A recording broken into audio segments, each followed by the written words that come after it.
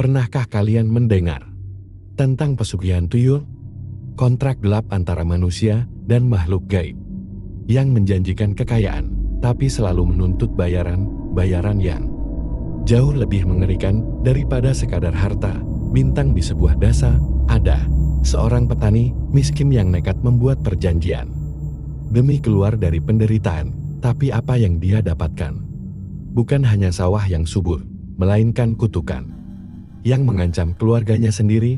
Bintang, sebuah cerita horor yang akan membawa kalian pada perjanjian terlarang dan harga mengerikan yang harus dibayar.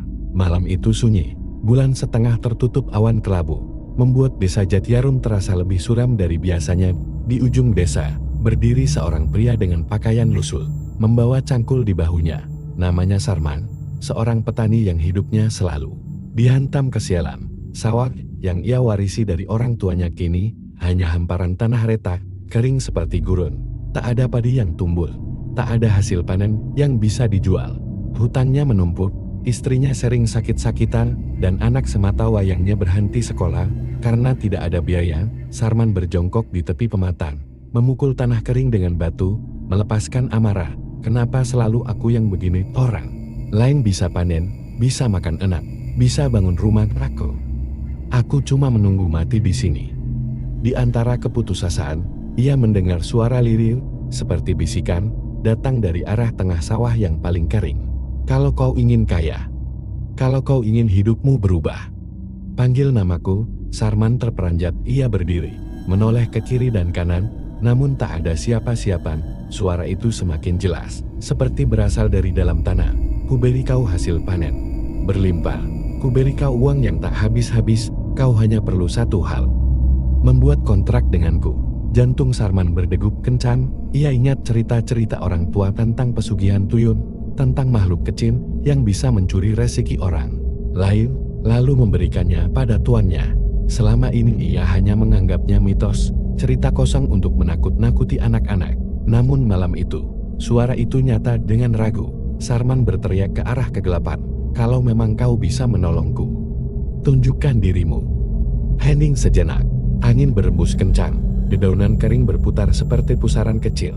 Dari tanah yang retak, muncul sesosok makhluk kecil. Tubuhnya kerdil, kepalanya botak, matanya besar dan berkilat seperti mata kucing. Ia tertawa dengan suara yang menusuk telinga. Aku hanya ingin satu hal darimu, Sarman, kesetiaan. Kau hanya perlu menuruti perjanjian. Sebagai gantinya, sawahmu akan subur, rumahmu penuh dengan uang. Sarman mundur beberapa langkah, tubuhnya gemetar, tapi wajahnya penuh godaan. Apa yang harus kulakukan? Tanyanya dengan suara parau. Makhluk itu mendekat, bau anyir tercium dari tubuhnya. Setiap malam Jumat, kau harus menaruh sesajen di pematang. Ayam hitam, bunga 7 rupa, dan darah dari jari tanganmu sendiri. Jika kau ingkar, aku akan mengambil yang lebih berharga. Keluargamu. Sarman terdiam, hatinya berkecamuk. Di satu sisi, ia takut kehilangan istri dan anaknya. Namun di sisi lain, ia juga tak tahan hidup miskin. Akhirnya, dengan tangan gemetar, ia berkata, baik, aku setuju. Makhluk itu menyeringai, mulai besok pagi, lihatlah sawahmu berubah. Makhluk itu kemudian menghilang ke dalam tanah, meninggalkan bau busuk menyengat keesokan paginya. Sarman terbelalak. Sawah yang kemarin gersang kini penuh tunas hijau yang tumbuh serentak. Tanah yang retak kini basah seperti baru disiram hujan. Burung-burung beterbangan, dan aroma padi segar memenuhi udara. Tetangga-tetangganya terkejut. Loh, sawahmu kemarin tandus, man kok bisa hijau begini? Aneh, ya, padahal kita semua gagal panen. Sarman hanya tersenyum samar, menyembunyikan rasa takut sekaligus puas. Namun malam harinya, saat ia hendak tidur, terdengar suara langkah kecil berlari-lari di dalam rumah.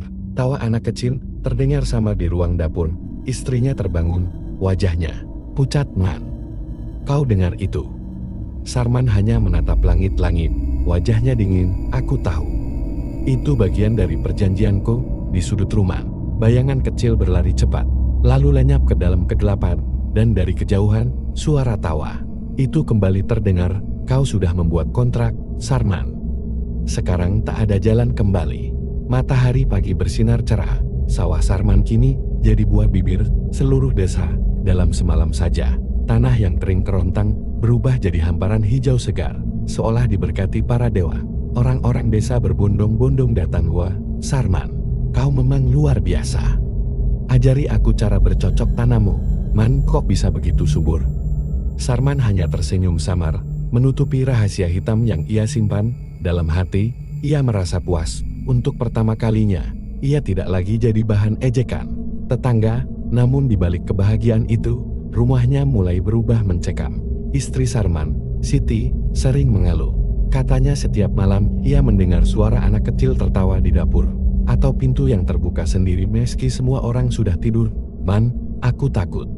Rumah kita seperti dihuni makhluk halus, bisiknya suatu malam. Sarman hanya terdiam, matanya gelap. Diam saja, Ti, jangan banyak tanya. Semua ini demi kita. Tapi malam itu, Siti benar-benar melihatnya. Saat ia hendak mengambil air di dapur, ia mendapati bayangan kecil berlari melewati pintu belakang. Sosoknya kerdil, kepalanya botak, dan matanya berkilau merah. Siti menjerit histeris. Air yang ia bawa tumpah ke lantai. Namun ketika Sarman datang, sosok itu sudah hilang. Esok harinya, kabar buruk menyebar. Seorang tetangga, Pak Tarmo, kehilangan uang hasil panen yang disimpannya di lemari. Anehnya, lemari itu terkunci rapat, tanpa ada tanda-tanda dibobol maling. Beberapa hari kemudian, tetangga lain juga mengeluh kehilangan perhiasan, peralatan rumah, bahkan gabah yang baru saja dijemur. Desa menjadi resah, semua orang mulai curiga. Ada pencuri misterius yang berkeliaran, tapi yang paling mengherankan, di saat semua orang kehilangan, Sarman justru semakin kaya. Sawahnya tumbuh subur, ayam-ayamnya gemuk, bahkan rumahnya mulai diperbaiki. Orang-orang mulai berbisik di belakangnya, jangan-jangan Sarman pakai pesugihan. Itu hanya fitnah. Tapi aneh kan? Kita semua merugi, dia malah makin kaya. Sarman pura-pura tidak peduli, tapi setiap kali ia berjalan melewati tetangga, ia bisa merasakan tatapan sinis menusuk punggungnya. Malam Jumat tiba. Sesuai perjanjian, Sarman menaruh ayam hitam, bunga 7 rupa, dan meneteskan darah dari jari telunjuknya di pematang sawah. Makhluk kecil itu muncul dari kegelapan, tertawa dengan suara campuran. Bagus, Sarman, kau menepati kontrak. Lihatlah, hidupmu akan terus membaik. Tapi ingat, semakin kau kaya, semakin banyak yang harus kau bayar. Sarman menelan ludah. Wajahnya mulai diliputi rasa bersalah. Tapi bayangan uang, panen melimpah, dan hidup tanpa hutang membuatnya tetap bertahan. Namun malam itu, ada hal yang berbeda. Saat ia kembali ke rumah, ia melihat anaknya, Wulan, sedang duduk di lantai kamar dengan wajah pucat. Ayah, tadi ada kakak kecil datang. Dia bilang mau tidur di sebelahku, tapi wajahnya serem. Yah, matanya merah. Sarman tercekat, ia tidak menjawab, hanya memeluk anaknya erat-erat. Tapi di sudut kamar, ia sempat melihat bayangan kecil melintas cepat, disertai suara tawa lirih. Sarman mulai dihantui mimpi buruk. Dalam tidurnya, ia selalu melihat dirinya dikejar puluhan anak kecil berkepala pelontos, dengan mata menyala merah. Mereka berteriak, "Beri kami mainan, beri kami teman." Kadang dalam mimpi itu, ia melihat istrinya terseret ke sawah yang penuh darat, atau anaknya Wulan berdiri kaku dengan tubuh pucat seperti mayat. Setiap kali terbangun, keringat dingin membasahi tubuhnya, dan anehnya, di lantai kamar selalu ada jejak kaki kecil penuh lumpur. Hidup Sarman memang mulai berubah. Sawahnya subur, harta datang tanpa henti. Tapi di balik itu, rumahnya kini jadi sarang teror. Istrinya semakin sakit-sakitan, Wulan ketakutan setiap malam, dan tetangga-tetangganya mulai memandang sinis. Dan suatu malam, saat ia berjalan melewati sawahnya yang hijau subur, ia mendengar bisikan itu lagi. "Sarman, kau pikir ini cuma awal? Kontrakmu baru saja dimulai. Sebentar lagi, kau akan tahu harga sebenarnya dari perjanjian ini." Sarman menggertakkan gigi, tapi dalam hatinya ada rasa takut yang tak bisa ia tolak. Pagi itu di Sajat Jarum riur, bukan karena panen, melainkan karena kabar buruk yang menyebar dari mulut ke mulut. Semalam uang di laci lenyap lagi, gabahku hilang sekarung, padahal pintu terkunci. Aku juga. Mas, ini bukan pencuri biasa. Ada yang gaib di desa kita. Satu persatu warga mengeluhkan kehilangan. Anehnya, semua musibah hanya menimpa mereka. Sementara Sarman seolah kebal. Sawahnya tetap subur, rumahnya makin bagus. Bahkan ia mulai membeli kambing. Orang-orang mulai curiga. Di warung kopi dekat musola, sekelompok lelaki desa berbisik-bisik, Kalau dipikir, sejak sawah Sarman tiba-tiba subur, musibah ini mulai muncul.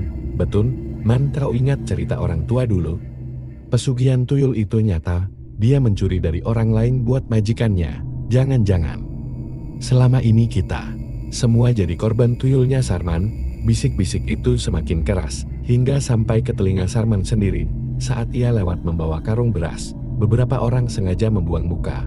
Ada juga yang berbisik, itu dia orang pesugihan wajah. Sarman memerar, tapi ia pura-pura tidak mendengar. Sore harinya, di rumah, Siti menatap suaminya dengan mata berkaca-kaca. Mang, orang-orang sudah curiga, mereka bilang kau pelihara tuyul, apa itu benar? Sarman terdiam, jantungnya berdegup kencang. Aku melakukan semua ini untuk kita, untuk kau, untuk Wulan. Kalau aku tidak mengambil jalan ini, kita mati kelaparan. Tapi, Man, suara Siti bergetar. Aku melihat sendiri, setiap malam ada makhluk kecil di rumah. Dia menatap Wulan, seolah ingin membawanya. Aku takut kehilangan anak kita. Sarman menggebrak meja diam. Kau tak tahu apa-apa, jangan ganggu urusanku. Air mata Siti jatuh. Untuk pertama kalinya, ia merasa suaminya bukan lagi orang yang sama. Malam itu desa digemparkan seorang warga, Pak Tarmo, ditemukan pingsan di sawah. Tangannya kaku mencengkeram tanah, mulutnya berbusa, dan wajahnya pucat pasir. Saat ia sadar, ia hanya sempat berbisik lemah, anak kecil. Matanya merah sisi. Desa geger. Warga yakin ada tuyul gentayangan yang mengambil lebih dari sekadar harta. Sejak itu, setiap malam orang-orang menutup pintu rapat-rapat, memasang pagar bambu, bahkan membaca doa-doa untuk melindungi diri. Namun tetap saja, kejadian aneh terus berlangsung. Ada yang mendapati uangnya berpindah tempat, ada yang mendengar suara tawa anak kecil di atap rumah, dan ada pula yang mendapati jejak kaki mungil di lantai meski rumah terkunci. Di rumah, Wulan semakin sering melamun. Ia sering berbicara sendiri, seolah ada teman tak kasat mata yang menemaninya. Wulan, kau bicara dengan siapa? Tanya Siti dengan cemas. Dengan kakak kecil itu, Bu, dia baik. Katanya nanti aku akan ikut main di sawahnya.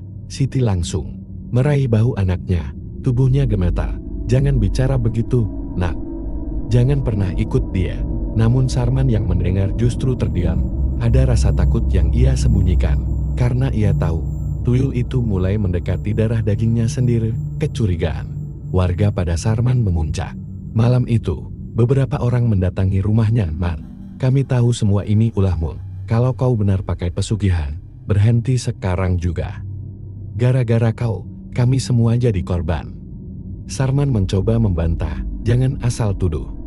Aku hanya berusaha keras. Tuhan yang memberkati sawahku. Tapi tatapan mata warga penuh kebencian. Mereka tak percaya lagi. Siti hanya berdiri di belakang pintu, memeluk Wulan erat-erat. Ia bisa merasakan kehidupan mereka sudah dikepung oleh kecurigaan dan ancaman.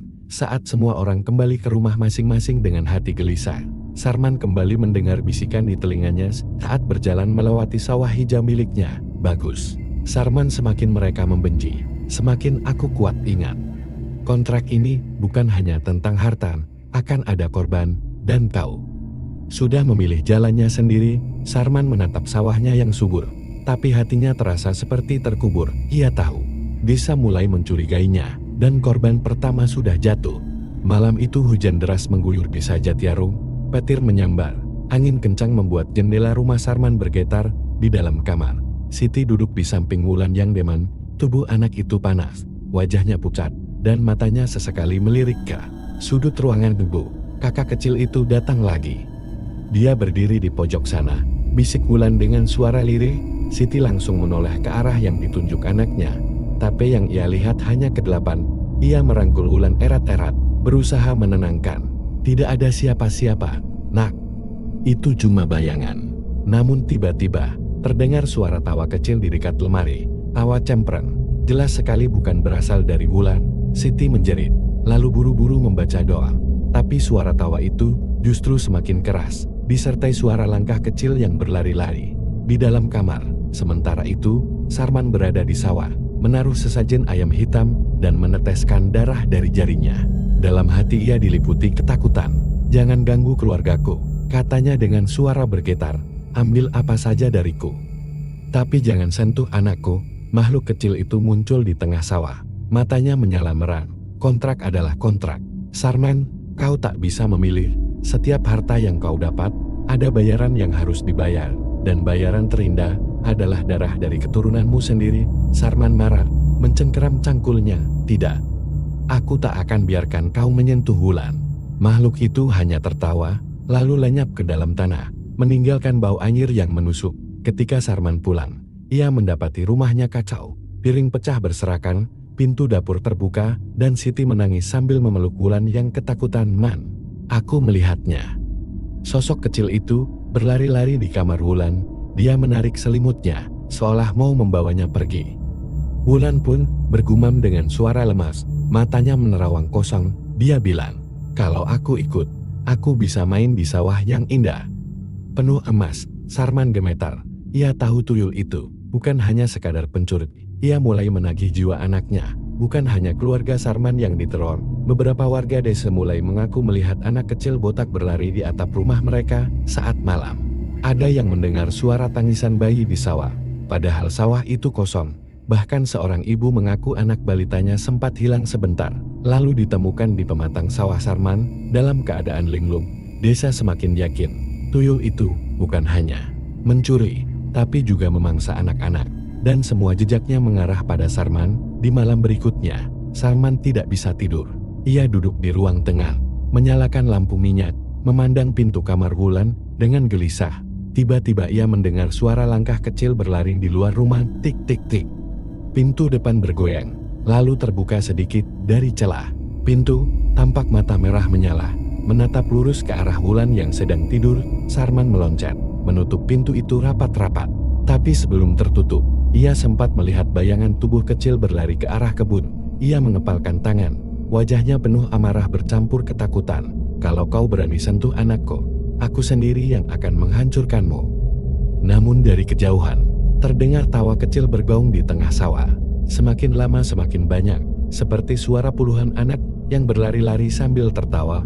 Wulan terlelap dengan wajah pucat, sementara Siti terus berdoa tanpa henti. Tapi Sarman tahu, tuyul itu semakin berani. Ia tidak lagi hanya mengambil harta, tapi sudah mengincar darah keturunannya. Dan bisikan itu kembali terdengar di telinga Sarman. Sebentar lagi, Sarman, kontrakmu akan lunas dengan jiwa anakmu sendiri. Sarman tertegun, hatinya hancur. Ia mulai menyesal, tapi jalan kembali sudah tertutup. Langit desa Jatjarum gelap gulita, tidak ada bintang, tidak ada bulan, hanya suara jangkrik dan angin yang berhembus dingin di dalam rumah Sarman. Siti duduk di samping Wulan yang terbaring lemah. Keringat dingin membasahi tubuh anak itu, bibirnya berkomat-kamit seolah berbicara dengan seseorang. Bu, dia ada di sini. Kakak kecil itu berdiri di dekat jendela. Dia bilang, malam ini waktunya aku ikut. Siti menoleh cepat ke arah jendela. Di sana, ia melihat sesuatu sesosok kecil. Kepalanya botak, matanya menyala merang, wajahnya menyeringai lebar, menempelkan tangannya yang hitam berlumur lumpur ke kaca jendela. Siti menjerit pelan, lalu memeluk Wulan erat-erat. Tidak, jangan ambil anakku. Pergi kau. Di ruang depan, Sarman tertidur di kursi setelah semalaman berjaga.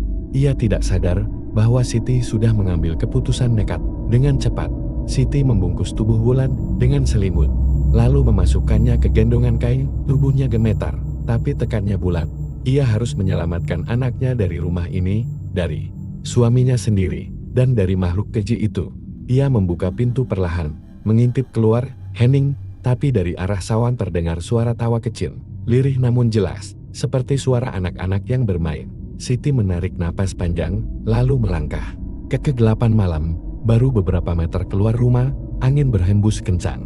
Daun-daun berputar, dan suara langkah kecil terdengar di belakangnya. Tik tik tik. Siti menoleh. Di tanah basah terlihat jejak kaki mungil berlari-lari mengelilinginya. Meski tak ada sosok yang terlihat, Wulan tiba-tiba meronta dalam gendongan. Deu, dia menarik aku. Tolong, Bu, jangan lepaskan aku. Siti hampir jatuh. Tubuhnya ditarik ke belakang oleh sesuatu yang tak kasat mata. Dengan teriak panik, ia membaca doa sekuat tenaga sambil terus berlari menuju rumah kakangnya di ujung desa. Namun di tengah jalan, di bawah pohon beringin tua, muncul segerombolan sosok kecil. Tubuh mereka kerdil, Kulitnya kehitaman, mata merah menyala dalam gelap. Jumlahnya banyak, tidak hanya satu, tapi belasan. Mereka mengelilingi Siti, tertawa, cekikikan, memperlihatkan gigi runcing. Salah satunya melompat ke depan, tangan kecilnya mencoba meraih gendongan Wulan. Siti menjerit, menepis dengan tangan gemetar, Jangan ambil anakku." Tapi kekuatan mereka luar biasa, kain gendongan hampir terlepas dari tubuhnya Wulan. Menangis keras, wajahnya memucat seperti orang sekarat. Tiba-tiba, suara azan dari mushola kecil desa menggema, memecah keheningan. Suara itu begitu keras, menusuk malam, seolah lebih lantang dari biasanya. Makhluk-makhluk kecil itu mendadak berhenti, tubuh mereka mengejang, lalu satu persatu berlari ke arah sawah sambil meraung kesakitan. Siti jatuh terduduk, memeluk Wulan. Erat-erat sambil menangis terseduh, anak itu terlelap lagi, tapi wajahnya masih pucat pasi.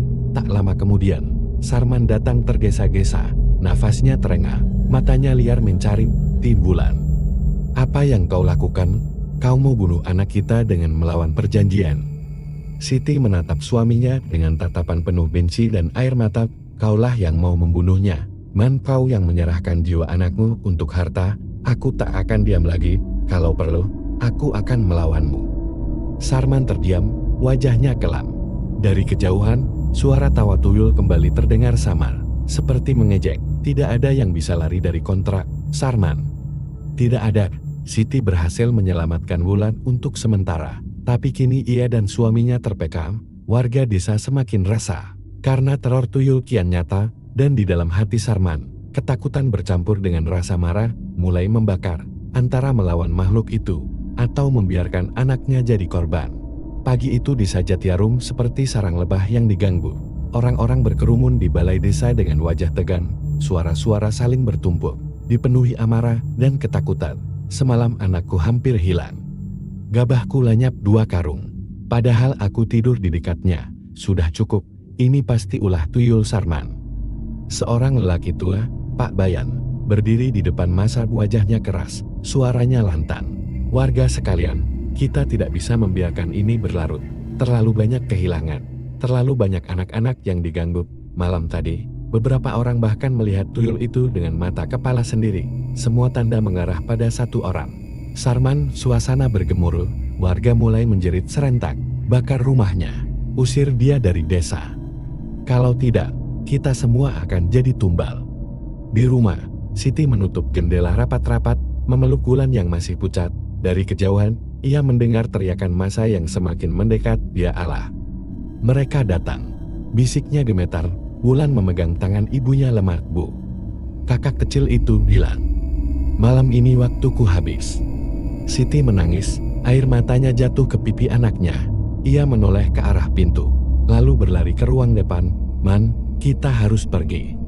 Warga sudah di luar. Kalau tidak lari sekarang, kita semua akan mati." Sarman membantu. Sarman duduk di kursi, wajahnya keras, matanya marah, karena kurang tidur nih. Tangannya tergenggam sebilah parang. "Tidak, aku tidak akan lari. Ini semua milikku. Sawahku, hartaku, mereka tidak bisa merampasnya." Siti menjerit histeris, "Semua ini bukan milikmu, Man. Itu milik mereka, yang dicuri tuyul. Kau sadar? Tidak, kau sudah menyerahkan anak kita sendiri untuk harta haram ini." Sarman terdiam, tapi genggaman tangannya pada parang semakin kuat. Suara massa semakin dekat. Teriakan dan langkah kaki terdengar memenuhi jalanan. Tak lama kemudian, suara gebukan keras mengguncang pintu rumah. "Man, keluar kau. Kami tahu, kau pelihara tuyul.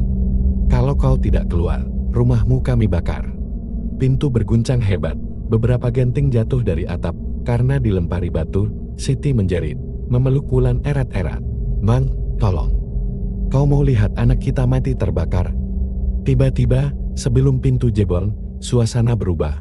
Angin dingin menyapu masuk lewat celah jendela. Lampu minyak berkelip-kelip, lalu padam sendiri. Dari dalam rumah, terdengar suara tawa lirih. Lalu semakin banyak. Semakin ramai teh-hehi. Wulan tiba-tiba terbangun, matanya setengah terpejam. Bibirnya berbisik. Mereka sudah datang. Dari sudut-sudut gelap rumah, satu persatu sosok kecil muncul.